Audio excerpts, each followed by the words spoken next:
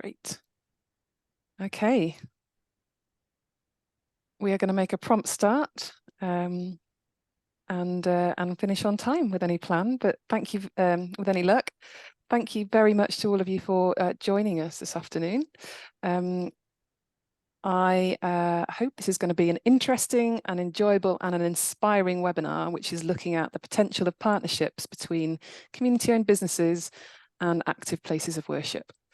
I'm Susie Middleton. I'm a project manager at Plunkett Foundation. Well, for those of you who don't know much about us, we're a charity focusing on supporting community-owned businesses right across the UK to get set up and thrive. And I'm joined, you can see on my screen, my colleague Laura Olver, who's Plunkett's membership manager, and she's going to be supporting the webinar today. And we are here today thanks to very generous funding from Benefact Trust, which has enabled us to offer free business support and advice to early stage groups who are considering setting up or who are starting to set up community-owned businesses in active places of worship. And with this funding, at the moment, we're also able to offer grants of up to £5,000 to support some of the early work that's needed for these projects. So to help cover the cost of architects' fees or consultancy fees, market research, whatever it is you need to get your project going. Very briefly, community-owned businesses are businesses that are owned and run democratically by the community for the benefit of the community. And profits from the business go back into the business to ensure it can remain sustainable and into wider community projects. So we think they're fantastic. And having a community run from an active place of worship gives a community business a home, somewhere to run from, and it generates an additional income stream and increased footfall for the church, ensuring that worship can continue. So it's a really good model. And today we're going to hear from two fantastic community-owned businesses who are trading from within active churches. We have Yarpole Community Shop, which is located in St Leonard's Church in Yarpole in Herefordshire. And we have Amberley Shop on the Common, which runs from within the Holy Trinity Church in Amberley in Gloucestershire. Now, both of these businesses are shops and cafes, which are fantastic. They run from within traditional churches in rural villages in England. But community businesses are created to meet the needs of individual communities. So it might be that your community doesn't need a shop and a cafe, but it really needs a multi-purpose hub with some space for local people to come and work in the day and buy some tea and coffee, or a studio for local artists, or perhaps you want to offer accommodation for visitors who are coming to your area when you're thinking about something along the lines of champing, which is camping in churches. They're all different. And you might also be located in a town or in a city rather than in a village. But the great thing about this Benefact Trust funding is it will support communities in rural areas and in urban areas. So as I said, I hope what you hear today will inspire you to consider what might be possible and reassure you about what can be achieved. It's very much an introduction to the idea. We're not going to go into the nitty-gritty about legal structures or how to make changes to church buildings, but at the end I will share our contact details so that if you have any questions you can come to us and we can go through that in detail with you. We're recording the webinar, so if you'd like to keep your cameras off, feel free to do that. I just would ask if you could remain on mute, please, while our speakers are talking. That would be really helpful. Thank you. We're going to hear from each of our three speakers and then we'll have time for questions. So you can raise your virtual hand or your actual hand and we will do our best to spot you. And you can also use the chat bar at any point to ask questions. We'll try to get to everything in the Q&A, and anything that we don't get to, we will get the answer to and circulate afterwards. Okay. So first of all, we're going to hear from John Pitts, who's chair of Yarpole Community Shop. Then we'll come to Neil Truefitt, chair of Amberley Shop on the Common. And lastly, from Wendy Coombe, she's from the Diocese of Hereford. She's a member of the General Synod, an elected member of the Church Buildings Council, and she spent 20 years supporting parishes across Herefordshire to develop projects that meet the need of the wider community and encourage closer relationships between the church community and the wider community. So between them, they've got bags of experience and lots to tell us about. So welcome to the three of those, and thank you all again very much for giving us your time this afternoon. So I'm going to be quiet now and pass over to John, who's going to share a presentation and have a chat with us all about Yarpole. Whenever you're ready, John. Hey, thank you. Hopefully the technology works now. So, Bear with me for a moment. Okay, can you see that? Thank you. Yeah, great. Yeah.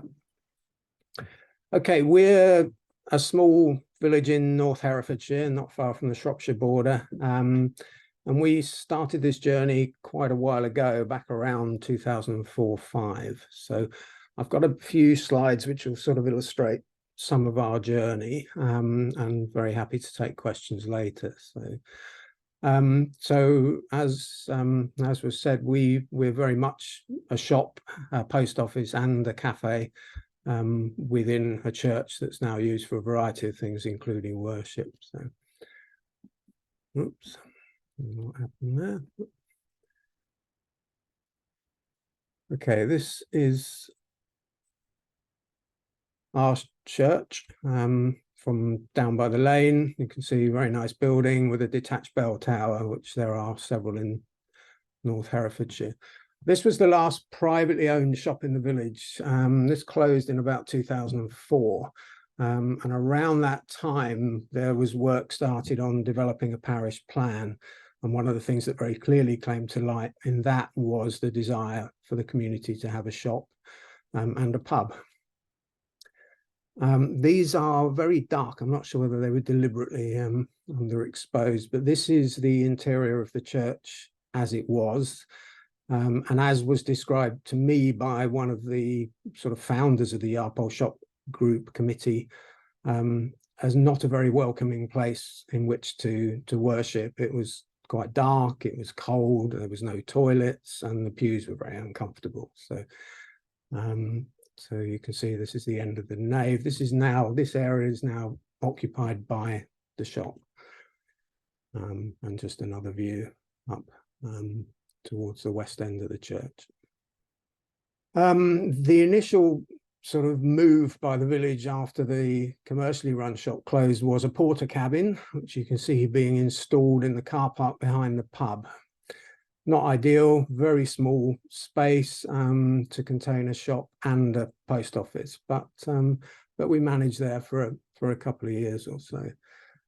And then work started in the church. So it's now also heated. So this work was bringing up and preserving the floor so that underfloor heating could be installed. This is now, was the interior of the church with pretty much everything stripped out. Again, looking up towards the west end where the shop now resides. This is the work starting on installing. So it's essentially an enclosed unit that sits within the church. So it's lockable, so the church can be used for all sorts of other purposes, which it is, and the shop remains a self-contained unit. Where the guy's standing is the area that then became the cafe that overlooks the rest of the church.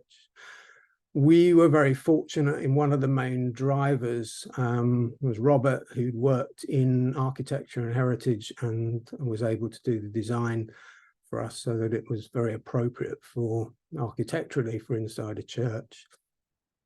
So that void that you can see is where the shop now sits, and the stairs up to the gallery cafe, which now also has a stair lift. Beautiful building, and I hope you'd agree that sort of fits very nicely and preserves the character of the church. I think enhances it really. Work outside for a patio that wasn't there before, and somebody fettling the very nice oak door that went on the back of the church and comes out of the storeroom for the shop. It was a bit tight sometimes. I don't quite know how that got in there or how it got out, but it did. So the path was relayed up to the church as well. All of the work really was done, as you can see, there's notices on the sign, by local or very local businesses. So that was really nice too. The beginnings of the shop, courtesy of Messrs. IKEA and Co. So these were the initial, well, actually they're still there. The shelving, you'll see on the left a modified version of one of the pews. They were all removed and sold or given away to be used locally, and for a while actually was the basis of the shop counter. When everything was done, this was the blessing. I think Wendy will correct me if I've got this wrong, from the Bishop of Hereford. It's always been very supportive of the project and the VR pole as a community. It's just some numbers, as I said. We're a population in the parish of about 700. There's not much passing trade in the village, so the shop doesn't benefit from that. There's another community shop nearby, not in a church, but that does. We've got about 400 shareholders now. That's up a bit from when we started. We're open 6 days a week. Our turnover last year, for the calendar year 2022, which is our financial year, as you'll see, is about 143,000. So we're quite well established and very well used. Gross margin of 27,000, that's just under 19%. About 21,000 transactions a year, and we use our surplus to make grants available to small community groups or anything really that's a benefit to the wider community within the parish.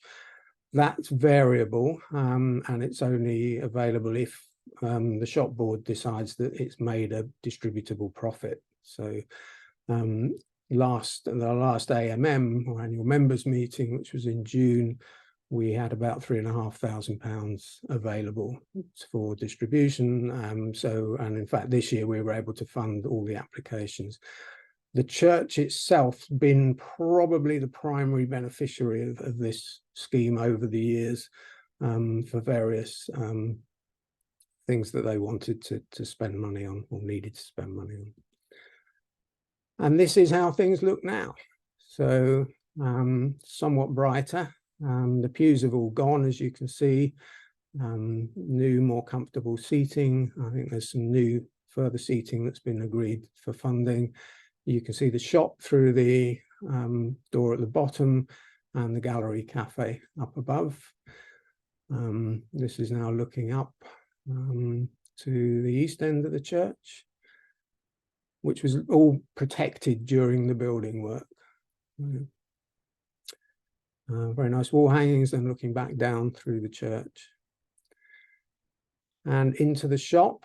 All sorts of things. We've sort of slightly terrified to learn when we did the last stock take that we stock over 1,000 different items, from all sorts of things, from local right through to packets of pins and things you just wouldn't every stock take. And you think, I didn't know we stocked that, but we do. Another view. A nice old sign that somebody unearthed from one of the earliest shops. Back in the 1950s, apparently there were 7 shops in the parish. I can't imagine they would have been a baker and all sorts of things, I guess. But that gives you some idea of the range. Bread on the left, we have 5 local bread suppliers, and all sorts of other things from one of our volunteers, and the counter, fresh fruit and veg on the left. And just a quick view of the gallery cafe, which is partly squeezed, the kitchen particularly sort of squeezed into the aisle there. But very popular, seating outside on that patio during the summer months. And that, I think, is about it from me. I don't know how I'm doing on 10 minutes, but so that was a bit of a rattle through, but hopefully that gives you some kind of an idea. That was a great introduction, John. Thank you. And they're really helpful pictures to help us to visualize it. I've been lucky enough to go in person, but for those of us who haven't yet, then that's super. Thank you. Yep. And can I just say, there is an open invitation. If anyone would like to come and see us, please get in touch. That's very generous. Thank you. I'm sure you'll be have that offer taken up on. So that's great. Thank you. We will come back at the end, as I said, to have some questions. I'm sure there will be things that people would like to ask you. But before we get there, let's pass to Neil to talk to us about Amberley. You ready, Neil? Yes. Yes. Can everybody hear me? I'll just share my screen. There we go. Right. I've prepared a little slideshow, which will probably, hopefully, if I spend 1 minute per slide, we should be fine. Where does it say slideshow? Yeah.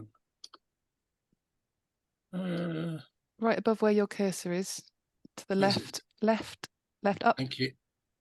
Oh, it's up here, isn't it? Can't see it. So the other option is right down at the bottom in the grey bar at the very bottom. Yeah. Near the scrolling thing, which zooms in and out. That one. Yeah. Just to your left. That one. There That we one. go. That's it. Thank you. Sorry. Got it. I did it earlier. It's no problem. Goodness me. Right. Well, just is that looking okay? Fine. So we yes, we've been open about 9 weeks. It's been quite a journey. It's taken us about 6 years to get to where we are. I'll tell you a little bit about the history, but more importantly, just to sort of show you how, rather like John did, how we came to build our facility in the church. So, yeah, we're really pleased with what we've done. That's it. So the top left, you've got the shelving and so on. We've tried to upcycle materials wherever we could. We've used old pew seats to make some of the tables. We've tried to source things locally as best we can. Our shelving was made in Yorkshire, and we did our best to make it look as smart as possible. So what happened 6-7 years ago, the old post office and shop closed. It was May 2017. Very sad. That was the last shop that Amberley had. There used to be 6 or 7 retail outlets in the village. As soon as the chap who used to run the shop disappeared, we had a meeting in the village, and we just thought, well, hey, how about a community shop? And we wanted very quickly to set out a vision, and we said that we wanted it to be community owned. We wanted it to be sustainably run. We wanted to get a sort of a meeting place established in the village. We didn't really have a cafe, and that's something that the old cafe shop didn't have.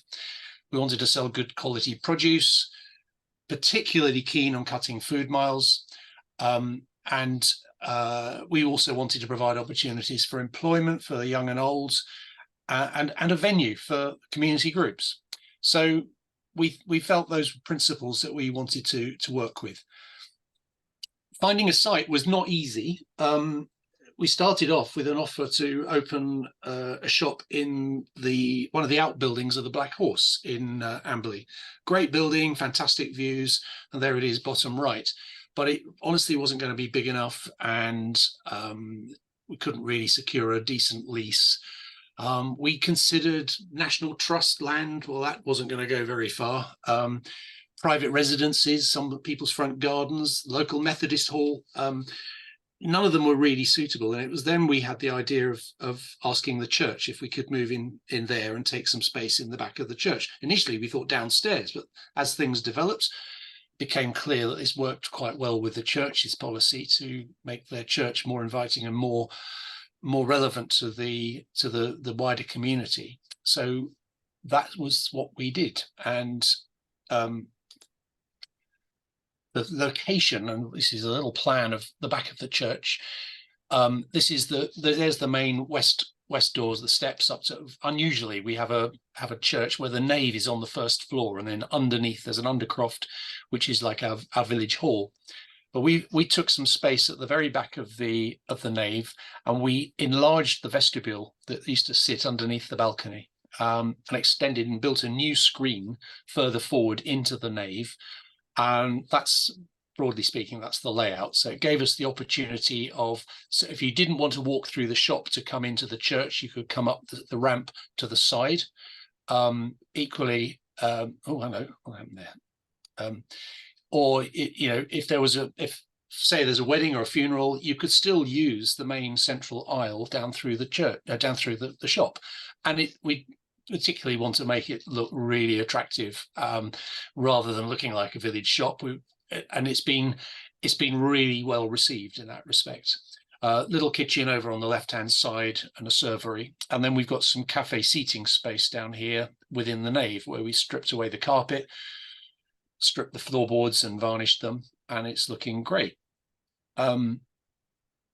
We needed to do a lot of research. We set up a community, we set up a sort of steering group, formed ourselves a management committee, but we draw very heavily on the knowledge that Plunkett were able to provide. Early on, we got some funding to pay for some professional help to come and talk to us about running a retail operation. That was really helpful. Plunkett also helped us with establishing the right corporate structure. We set up a community business society, and that was really good, in which we sold shares. We're able to sell something like 220 shares, 220 shareholders. We got about £72,000 raised through that route. A business plan had to be developed, and lots of community shops prepared to share their knowledge, and that was great. Dave Miskin at Plunkett, he came down and worked with us. And we visited many other shops, including Yarpole. And I have to say, Yarpole was one of the inspirations for us in the early days of trying to set up our plans. And it was extraordinary. Very quickly, we pulled together a team within the village, and we realized we had a great, very broad set of skills. And that's how we managed to pull together our management committee. So attracting funds, you need a number of things: a good business plan, clear aims and objectives, and I think we stuck rigidly to those. You need passion and commitment, a lot of tenacity. You go through a pandemic, and after a bit, people start to wander away and think this is never going to happen. Things developing a project in a church can take time, and you need to be used to rejection. You need a lot of people who like fundraising events. You need to understand someone who understands tax and tax relief on community businesses, and that was very, very much an attraction for some of our investors. A good researcher and a letter writer, and I've given Rosemary a special mention here because she was brilliant at writing letters to seek funds. So sharing space in a church. There is a picture of the nave. It's quite a large church. It was built in 1836. It was a cast iron building, and we have a regular congregation of about 60 people. It might take longer than you think, but really important for us was, and I think one of the reasons that we were successful is that we had regular consultation with the church community. You really have to listen to the concerns, and there'll be very real concerns about the concept of putting a shop within a church. It's no good just listening to those objections and then riding roughshod over them. You've got to find solutions to them. But with a goodwill on all sides, inevitably you will get there. You need a faculty to do everything that you want to do. You sometimes also need planning consent. You need to think about how the church will operate in all conditions, weddings and funerals in particular. Obviously, we close for a Sunday morning service, but we are open 7 days a week. We don't open the cafe until after the service on a Sunday. Weddings, we've actually had a wedding just prior to opening, and it worked extremely well. So listening to the community and going through not just one but several consultation processes, really important. So the building work was quite complex for us. We had a balcony, top left there. That's the balcony, which was raked seating, and we took all those pews out. We then leveled the balcony. We moved the staircase to the other end. That was going to create an enormous amount of dust. And so I'm afraid I took the bull by the horns and said, right, we need to completely separate the building site part from the main church. We needed to make sure that the church could function throughout the construction project. I mean, the main building work took about 7 months, but it's a year ago that we really started our work, but we've been open now 10 or 11 weeks. You can see there how we've leveled the balcony, and that's now become really useful space upstairs. So although we haven't put our cafe up there, our cafe is down in the main nave. So again, upcycling these tables down here. Oops, hang on, what's happened there? Let's move forward. The tables we've made out of old pews. Some of the pews we took from upstairs. Even this refectory table on the right-hand side, that's been made out of pews. We've built ourselves a new office for the store at the far end of the balcony. And this screen, bottom left, you can see we've had to we made sure we insulated, so it's acoustically insulated to stop noise breakout from church to the shop. There's just an image of before and after. That's on the left, that's the vestibule as it was, very narrow. And then on the right hand side, this is the new screen, and the shop is behind it. And you'll notice we've also introduced heating. This is an air source heat pump actually to heat the church. The objective the church has, and we had, was to be carbon neutral. We wanted to get rid of the dependence on gas. So we now have electrically operated air source heat pumps for both the shop and the church, and that's is working really well. Who benefits? Well, we've tried. We have.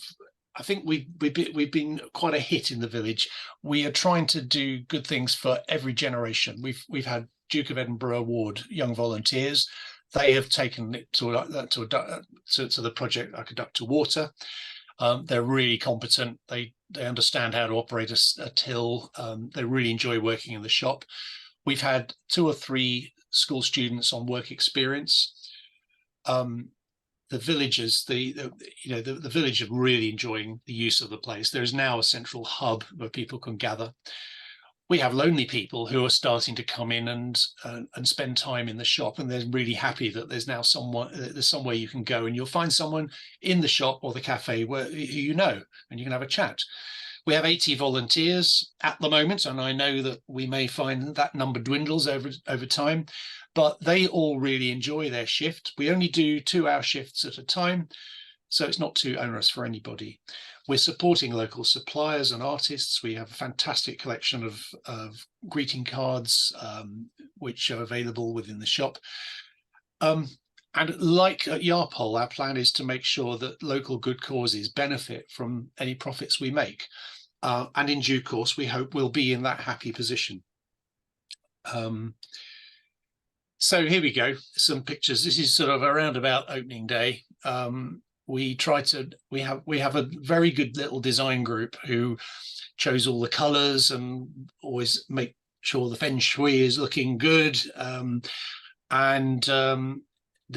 I say, the shop is being very well used and is a great success. Looking forward, turnover wise, we were very anxious that we would get footfall. We're a small village. It's about a mile to the nearest shop, but it is down a very steep hill. But our turnover is exceeding expectations. We hope that we think we'll turn over between 150 and 200,000 pounds this year. That means that we can probably take on 1 and probably 2 part-time members of staff. We've got a 13-strong management committee with varied experience, a very broad range of experience. The customers are overwhelming in their appreciation. They really appreciate what we've done in this shop. And we're looking forward to some sustained development and growth over the coming years. We would do it all again. One of the questions was, what would we do differently? I have to say, not an awful lot different. It's been for us. It's been tremendous. I think we would need to think carefully and make sure that you've got a design that's affordable. That's an area we did have to go and spend some time reviewing to get our costs down. But it's been quite a journey, and one we would do all over again if we needed to. So that's the church. There's our new sign, which has just gone up last week. That's about it. How am I doing for time? Sorry. Absolutely spot on to the minute. Well done. Oh, thank you. That was another lovely presentation, and slightly different from Yarpole, but I think both of them absolutely wonderful. And the work in both churches has been done so sensitively. That's great. And there are questions in the chat bar for you and John, and we will come back to those. Okay. But I'm going to come on to Wendy first, so we get a bit of a perspective from the church. Hi, Wendy. Hi, Susie. I mentioned at the beginning that you have a lot of experience working with churches and the wider community across Herefordshire, and you've worked with Yarpole. But I wondered if you could tell us a little bit more about the sorts of projects that you've been involved with, please. Yeah, okay. So, I mean, we saw earlier in one of the presentations that church policy is with you. So in our diocese, because we're a very rural diocese with over 400 church buildings, many of them are grade 1 and grade 2 listed, we took a decision probably about 15, 20 years ago that the way and the route to sustainability for many of these buildings, and I'm predominantly talking obviously about Anglican church buildings, was to try and find the most creative ways of sharing the space that we had with the wider community. But we decided that if we were going to do this, we needed to adopt good, strong community development principles. So those principles that if you use your space, share your space with other people and you develop a project, you're going to do it based on consultation, engagement, identifying a community need, and actually doing it as professionally and as you can. And by professional, I don't mean paid. I mean by doing it well. So yeah, we had lots and lots of projects, community cafes, space being used as village halls, encouraging engagement in the tourism and visitor market and economy, looking at, you know, ideas about any way that we could find to share space with the wider community. Because what that did for some of our church communities, it engaged the wider community in a stronger sort of sense of collective responsibility for the building. And many of us know the issues facing lots of our church buildings and church communities about sustainability, about dwindling numbers, people getting older. So yeah, our diocese has always had a policy, and it reflects national policy. It came out of some national documents that have been produced over a number of years about sustainability for church buildings, and that sharing the space with the communities in which they stand was a good route to for some, not all, but for some church communities and their buildings to become sustainable. Thank you, Wendy. So you mentioned there that one of the benefits of these sorts of projects is the collective responsibility for keeping these buildings viable, sustainable, and, you know, for future generations.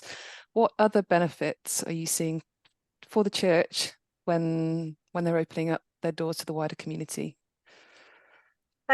So I mean, the purpose of the church is mission. There's no doubt about that. But my experience of these projects is that they see service to their community as part of their mission. So if you can meet a community need, something that's been identified. So we've heard mention of loneliness, of isolation, perhaps people not being able to access work or work experience. So one of the benefits of the church is that actually that is part of our mission. And although it's a wider definition, perhaps, than some people might think, that's one of the benefits. The second benefit is that there are more people within a community who feel they have a stake in the building. And it's sometimes I felt it's a little bit sad that we've had to remind people that this is their church. You know, they have as much say and right to have a say in what happens there. I think the other benefit is that it encourages the church community, the PCC, or whatever your governing body is, to actually make yourselves a little bit vulnerable and ask for help. And so be prepared to share that space and to allow others in. So because I do think that it helps build the skill set and the skill base of the PCC and that governing body. So there's a wide range of people who are interested in supporting, and there will be reciprocal benefits to both the community group and to the PCC. So the sharing of skills, knowledge, energy, ideas. Yeah, and sometimes, so again, on for many church buildings that are in need of repair, being able to make a case to funders of that wider community use and the wider community benefit can help strengthen a funding case. So there are lots of benefits along the way, but actually it's fun. I know it's hard work, but actually that's one of the things, you know, knowing Yarpole so well, it's always so lovely and happy and busy in there, and that's a good thing. You know, increases footfall, and it brings the buildings alive. Some of our buildings are only used once a month, and I don't think that's a good use of our space. I think that we should be looking as many ways as possible of sharing it. So yeah, there are lots of benefit, and of course generating income for the church is another one. Now there are lots of different models. Some parishes, enter into this and don't pay a rent to the church or to the PCC. Some do. Some will need a license to occupy. Some will have a lease to occupy. So there are lots of different models. But it also gets people used to coming into the church building. So if other activities and events are happening there, it almost becomes like a community hub, and it sits alongside a place of worship. And sometimes it can make the worshipping community and the worshipping activities much more sustainable, and gives it sort of something to ground itself in. So yeah, lots of benefits. Thank you. Fantastic. I want to come to something that Neil touched on, which is the practicalities of having what is in effect a business trading from within an active place of worship, and there being things like weddings and funerals and things going on at the same time, potentially, is a shop being opened. In your experience, how is that kind of thing managed, and is it possible? It's definitely possible. I'm sure John will be able to tell you this from Yarpol's experience, but let me give you an example of Peter Church. So it's a brilliant hub in the Golden Valley, and they run a community cafe and a children's centre from that building. Now, the first thing to say is that many people in a community, so for example, funerals, if somebody in your community has passed away and you need to use the church for a funeral, there's, first of all, most people in your community are going to want to be present at that funeral. And I can't imagine any community shop who would be difficult enough to say, no, we're not going to allow that, we're not prepared to close. But to protect the church, you can actually have that written into the license or the lease to occupy, to say there are certain services that would take a priority, and there are very few. Funerals certainly, weddings occasionally would happen, but you get lots and lots of notice for weddings. And I also think the other one is Good Friday. Am I right, John? Is it Good Friday, the shop click? Yeah, Good Friday. Phil, whoever you are, nodding. That's good. And Good Friday is one that we, it wouldn't be appropriate to trade on that day, and we would, but people are sensitive. These relationships and the shops work on building good, strong relationships. And if you get that early development work right, and you have those conversations, you have open and frank conversations about where the red lines are, and there will be red lines on both sides. So, and understanding that and navigating that through really good, strong relationships, regular conversations about what might be the touch points that could cause tension. And if there are touch points, then actually, have a conversation about it. There's also a memorandum of understanding you could look at. So that deals with the little things like who puts the rubbish out. It just irons out those little tensions that can arise. But the big things, have those frank and open conversations early in the process. Great, thank you. I have one more question for you, Wendy, please, if I may, before we open the floor up to questions for any of our three speakers. I think if you could give one piece of advice to a community group from outside a church who are thinking, well, maybe we could do this in our local place of worship, what would that piece of advice be? Go and have the conversation. I think that there are lots. Sometimes people think, oh, the church aren't going to want to do that. Actually, yes, churches do want to do it. And I think don't be scared to have the conversation.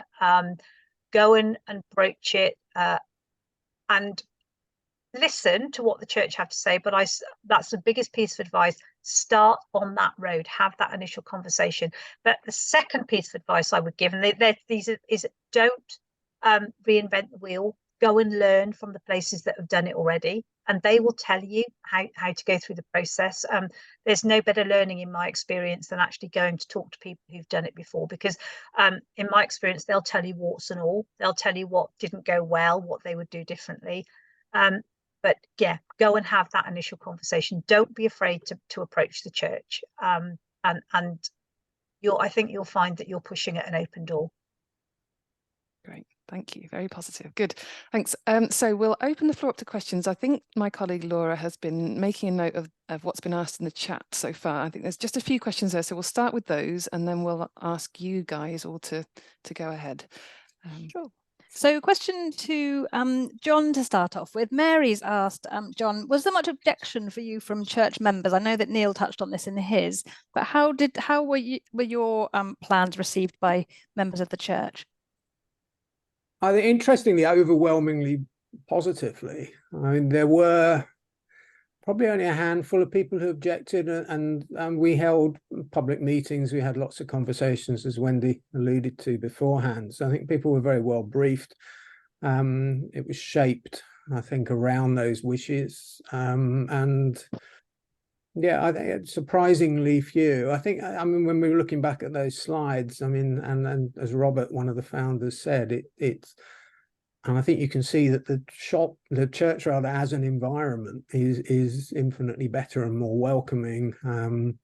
It's warmer, it's more comfortable, it's got 2 toilets now rather than none. So it's some of those practical benefits.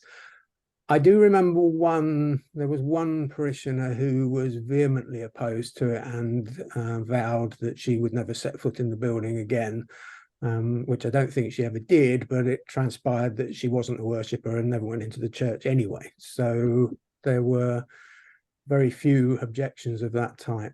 And, you know, it's not a binary thing as well. I mean, it's a community. So there are regular worshippers who are customers of the shop, and there are customers of the shop who are regular worshippers. And there's a lot of overlap within our community. So, and again, as Wendy said, when, you know, we always defer to weddings and funerals or anything else, and that's not strictly binary. It's not them and us. We're all part of it. And I think, you know, Yarpole Church is now multi-use building. It's very much a part and very much the heart of the community. You can't, if you're a resident, you can't walk in and walk straight out again.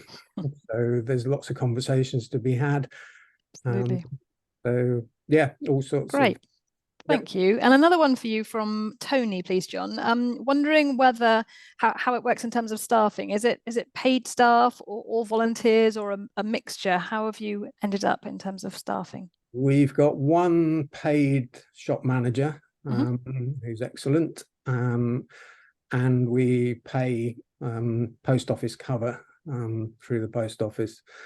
But the rest of it's volunteers. We've got around about 40 volunteers, most of whom serving behind the counter, but there are other roles like shop board and other behind the scenes, like sorting newspapers and things. So yeah, we're minimal paid staff. Great. That tends to be the model overall with the Plunkett businesses, that there's a core and pretty limited paid staffing, and then very much supported by the incredible goodwill of volunteers around the country. Yeah. Thank you for that. Go back very quickly, just back to something Neil said. I mean, you might very well be amazed at what you've got in a community in terms of experience and skills and things that people aren't going to be looking to be paid for, but very happy to share. Yeah. Absolutely, I'd echo that entirely. In our village, which has a community shop, we found a Duncan who, it turns out, is obsessed with comparing energy costs. And for our community shop, that's been an absolute godsend. It really has in recent weeks and months, that's for sure. Question for Neil from Rob. Do you pay rent to the church? Do you contribute to running costs at all? How does that work behind the scenes financially? The short answer is yes, we do. But the amount is £1 per annum. Gosh. I feel that was one of my more successful negotiations. But seriously, the church saw this as a real benefit to their own existence, and what they gain from this is they get to see the church being used far more widely, but also things like the ability for us to share running costs like heating, maintenance, and so on. I mean, my team, you know, we are now regularly jumping in with the church wardens and sorting out little maintenance problems and so on. We've just been dealing with all the guttering and the downpipes, etc., because it's in all of our interests to see the church building function as it should. Of course. So Absolutely. on that basis, the church were prepared to give us a pound a year for 25 years, which was fantastic. Great. Fabulous, thanks. And I think the next question might be for Susie. It's been ably answered by Diane Smith as well. Thank you, Diane, for your participation. But question from John about whether there are similar projects in Scotland. Thank you, Laura. We are working with a couple of communities in Scotland who are exploring doing exactly what we're hearing from John and Neil at the moment, and the Benefat Trust funding is for communities right across the UK. So if you're in Scotland and you've got an idea, let us know and we'll see if we can help. Thanks a lot. And then following on from that last one from the chat is a question about whether the Plunkett Foundation fund existing projects, or is it just the new starts? So the Benefat Trust funding is for those at an early stage. However, if you have an existing project that is a community-owned project within a church and you want some business support, do get in touch and we'll have a chat with you about it and see how we can help. It might not be that we can provide you with a grant, but we could share our expertise and help you with whatever stage it is you're at the moment. So get in touch. Well, a couple of late notice questions here that have just come in. One, by the looks of it, for John and for Neil. Have you had any issues the other way around? People who don't feel comfortable going into a church, as opposed to church members who don't feel comfortable with a shop being established. Any challenges that you've encountered the other way around? No, I can't really think of any. I wouldn't say so. No. No. I mean, I would say that it's always something that people say to me in the years that I've done this work. Oh, you know, people won't want to cross the threshold and go into the church building. But in reality, I don't think it's a barrier. I mean, it might be a mental barrier, but there are ways to overcome that. And again, if people do feel anxious about it, that's a pastoral issue that you just need to have a conversation and try and unpick what the problem is. And sometimes it's just telling people about the history of the church building and how they've been used in this way, actually, for in many cases, hundreds of years. And it might be that someone's had a poor experience of church, but actually, you know, it does get raised, and people do say to me, people won't want to go into a church.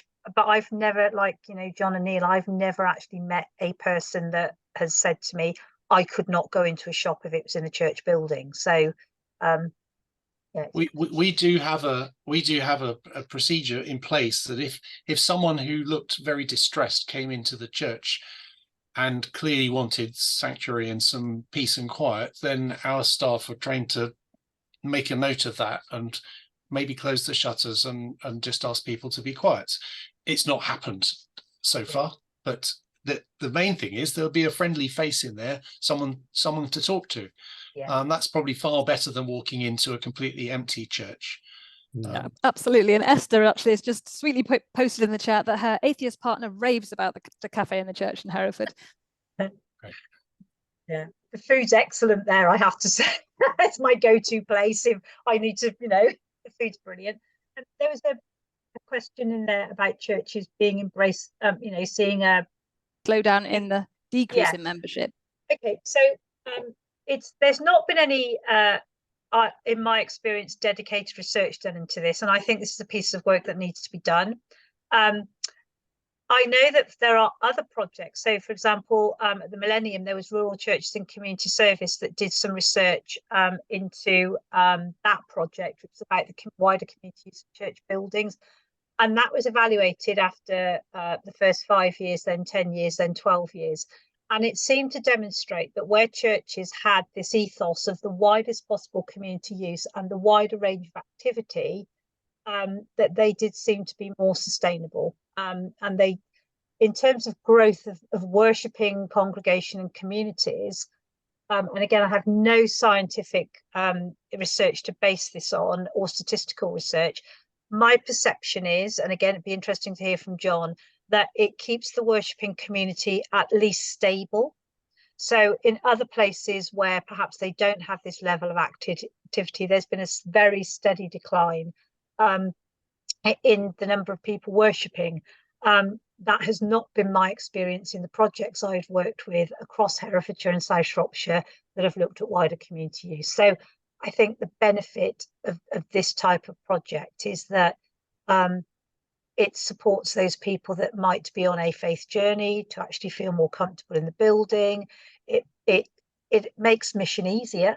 And I'm not talking about, if you like, proselytizing to shop users, because that wouldn't work, but it builds relationships. And in my experience, faith is built on relationships. So, you know, it's that approach. I don't know if John or Neil have got anything to add to that, but in my experience, it certainly helps stabilize what could be a declining congregation. Yeah. Yeah. I think a lot of people, I've met several people who've walked into the shop and they've just said, what a cool church to allow this. And that's a really good message for the church. And they go away thinking, wow, this is really cool. And they spend time inside the nave and they enjoy the space and the whole atmosphere. Yeah, I mean, I'd concur. I think it does. I mean, what we have now is a very welcoming, warm space that, and again, I don't, you know, it doesn't feel like there's, I go back to that phrase, to the word binary. It doesn't feel like it's one community or another. It's a community, and there's lots of different people coming in for lots of different reasons. And I think with a much nicer, more appealing church rather, it creates other opportunities for the church in terms of how you can use that space, whether that's for concerts or exhibitions and all sorts of other things. And I mean, my personal view is it makes the church very much the integral hub of the village. So, and it, you know, it wasn't, I would pop in occasionally prior to, but there wasn't really many other reasons to draw you in, but now it's full of people. Yeah. Great, thank you very much all. Can I just say that after all was one of the primary uses of the church building, so that's why the people owned the nave, and you know, the vicar and the ministers owned the chancel, because it was used for so many other things. So we're kind of going back to that medieval model. Great, thank you so much all. I think sorry. That's all right, no problem at all. I've just seen one last comment from Heather, who suggests that if churches are considering this change of use, you would need to contact insurers to check risk management implications as they may be. And obviously, you know, there are a lot of considerations on that front, early stage, to make sure that the right level of support and guidance is provided to the church. Yeah, And I could just say that Ecclesiastical, who insure our church, have been extraordinarily supportive of the project and only made a small increase on the premium even during the construction work. So they were very helpful. Great, thanks very much. And that's it, apart from one housekeeping point, which Susie has answered in the chat just now, but just to reassure you that with the recording and the slides from this will be available afterwards. Okay, back to you, Susie. Thank you, everybody. I'm going to put a final slide up now, which I hope will be helpful. Just bear with me.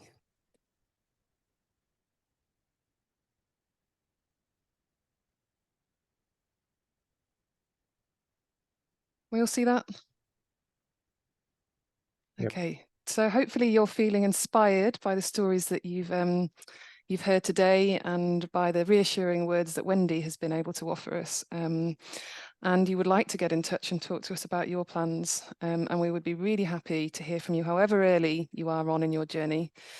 So come to us and we can hook you up with an advisor. Neil mentioned David Miskin. He's very experienced in this sort of project. We've got lots of very friendly, helpful people who'll be happy to help.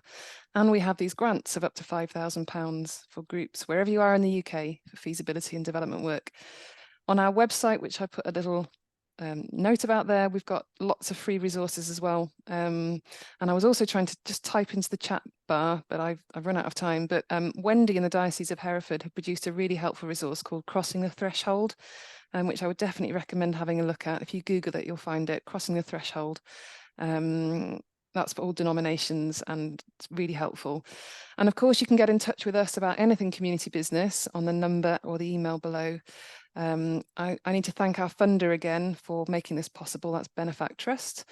And lastly, we have this pot of cash from Benefact Trust until the end of December, or until it's gone. So if you would like to make the most of it, then pick up the phone and get in touch.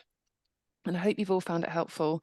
And thank you so much again to John and Neil and Wendy for your time this afternoon. I hope everybody enjoyed it as much as I have. And I will let you all go.